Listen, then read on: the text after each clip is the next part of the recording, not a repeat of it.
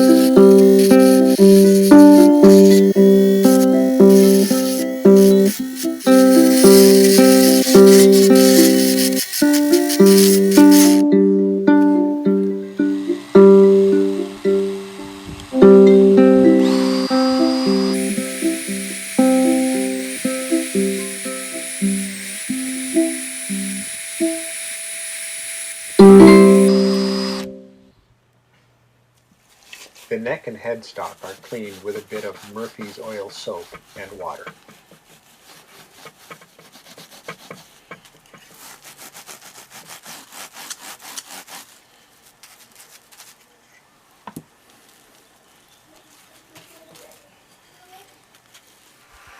The string slots in the nut are too large and deep. I will remove and replace the nut.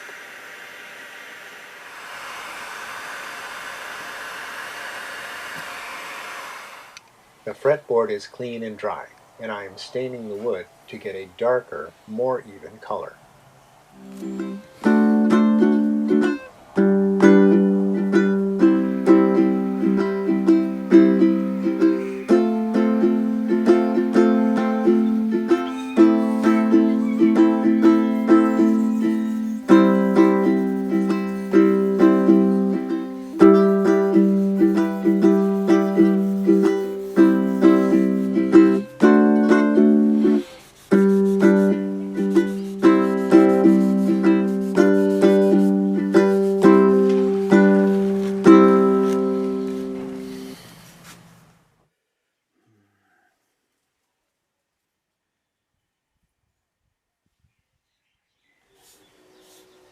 I will tape over the places where I will glue the neck to the body and the saddle to the soundboard.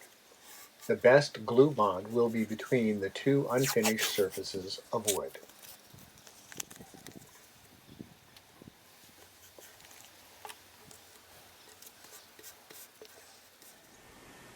The mask needs to be slightly smaller than the area covered by the neck. I don't want the raw wood to show if the placement is a little bit off.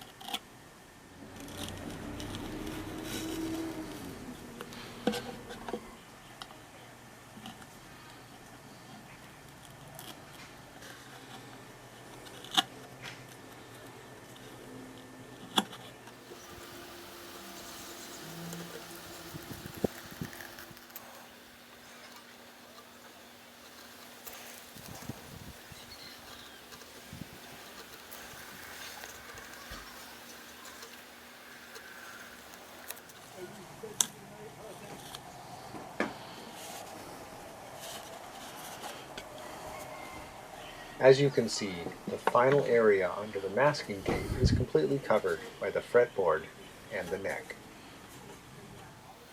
I will use these dowel centers to transfer the location of the 3 dowel holes from the neck to the new body.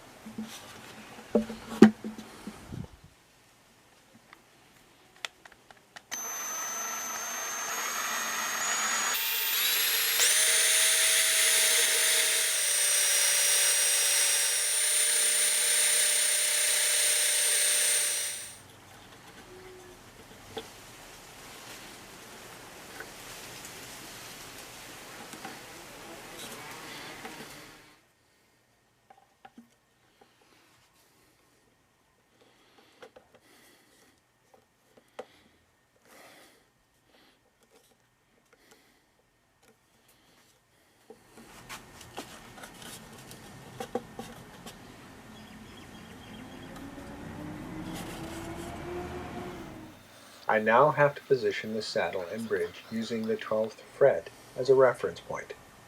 The distance from the 12th fret to the bridge is the same as the distance from the nut to the 12th fret. Again, the area marked off is slightly smaller than the piece that will be glued there.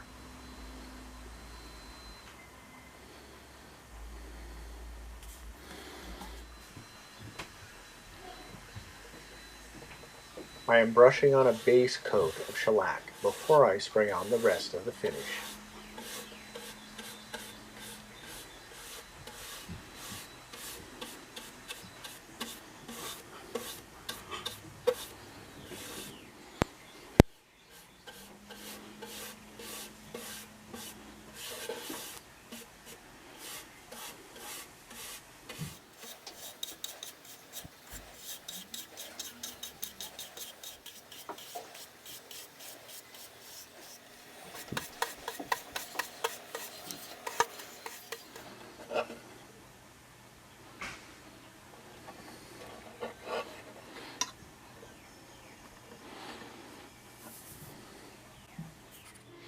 I made a makeshift spray booth out of a cardboard box. The body of the ukulele is attached to a wire that protrudes through the top of the box so that I can turn the body and spray all of its sides.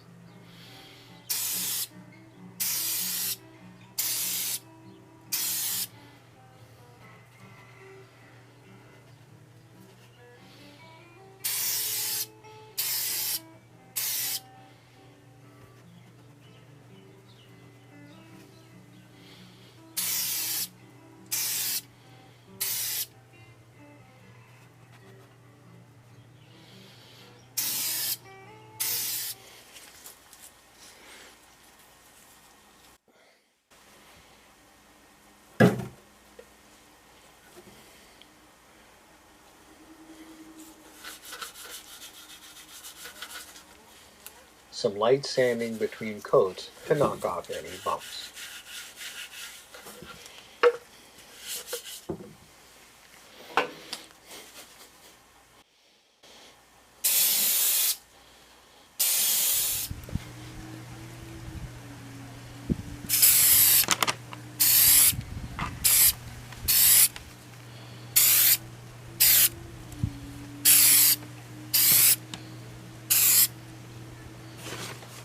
I was not getting the finish that I wanted using the spray booth. The finish was shiny but had an orange peel texture. I sanded the body smooth and tried the ook on a stick method. I felt that by controlling the position of the ukulele as I sprayed on the finish, I could prevent the finish from getting the bumpy orange peel texture. If you look closely, you can see some light spots where I sanded through the shellac finish. I was hoping that the new coat of shellac would take care of that. It didn't. The texture still wasn't what I wanted, and I could still see the lighter areas where I had sanded through the finish. I have now sanded both the backboard and the soundboard down to bare wood, and I'm starting again with a few base coats of shellac to fill in the holes in the wood grain before I try my next method, French polish. The following coats of shellac are applied with a clean cotton cloth. I also diluted the shellac by half by mixing it with denatured alcohol.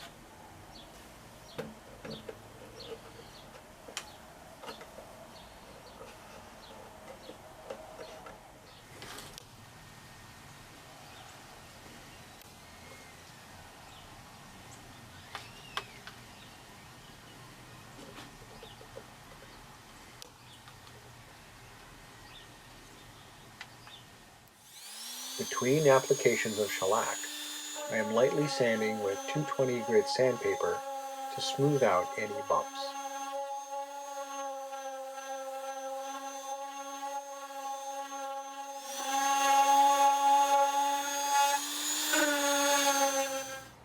The pores in the wood are filled, and I'm starting the French polish.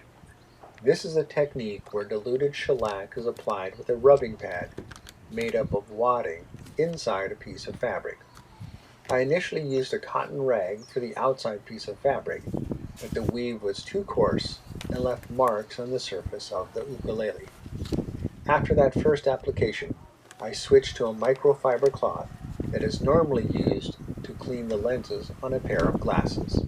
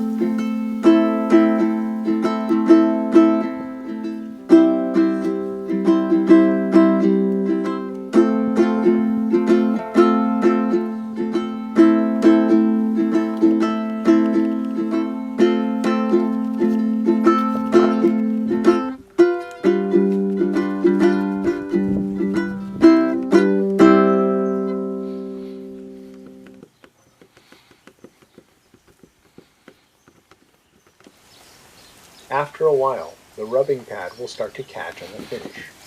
I add a couple of drops of mineral oil to lubricate the surface and prevent the pad from sticking.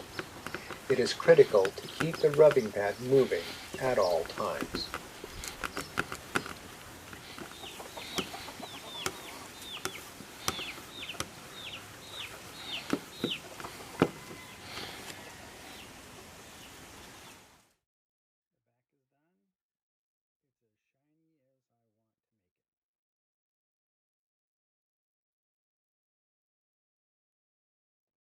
I also use the French polish method on the neck. I'm happy with the finish on the front of the ukulele, the sides of the ukulele, the back of the ukulele. After letting the finish cure for 2 days, I'm applying a wax finish to the neck, fretboard, and the body of the ukulele. I made the wax by mixing equal parts by weight of mineral oil and beeswax.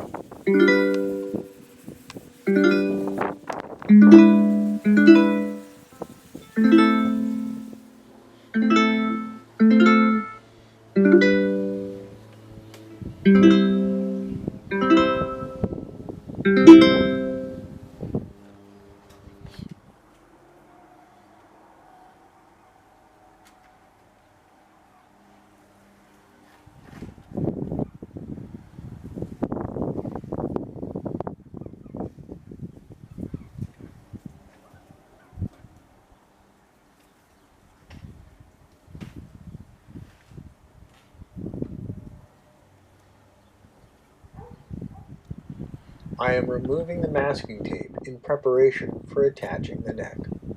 I don't want the shellac to chip off as I remove the tape, so I'm lightly cutting the surface next to the tape before I remove it.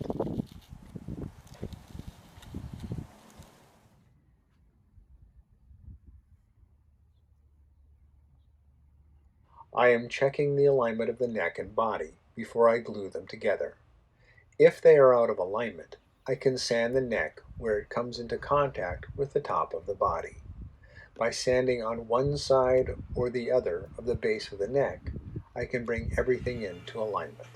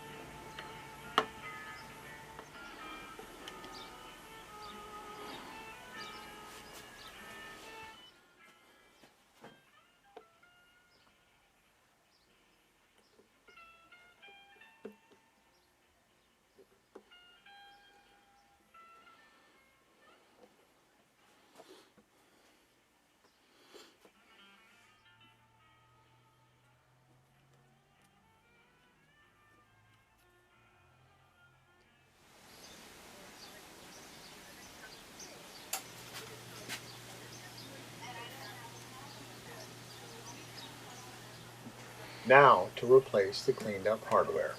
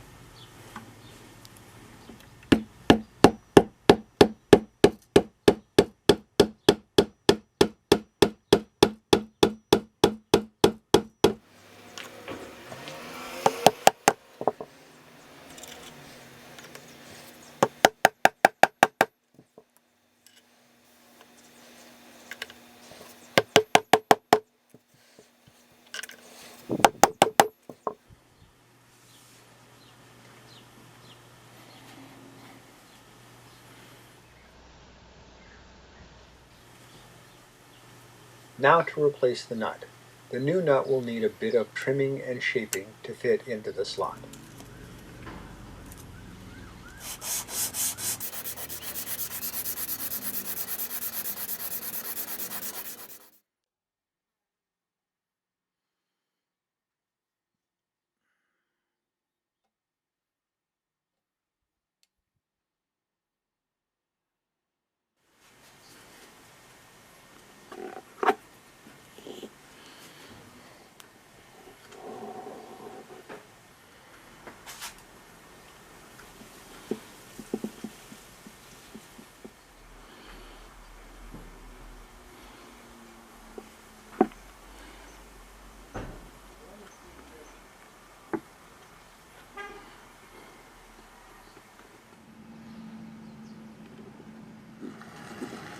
I pre-drilled the holes before I screwed the saddle in place.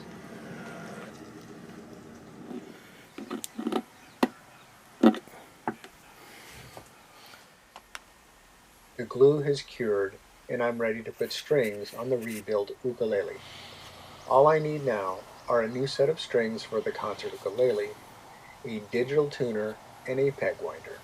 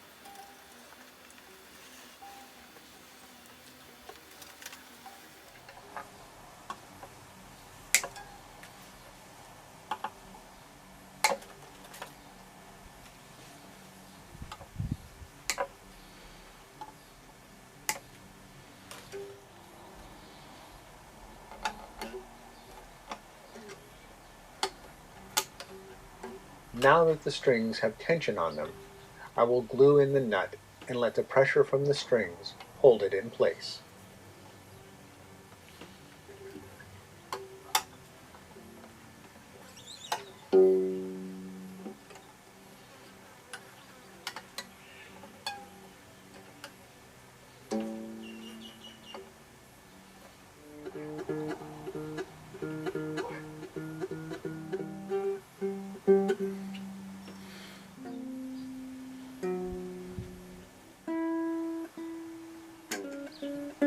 I thought I had broken the string. What actually happened is the double knot on the end of the string slipped through the hole in the saddle. I triple knotted the string and threaded it back through the hole, and it stayed in place.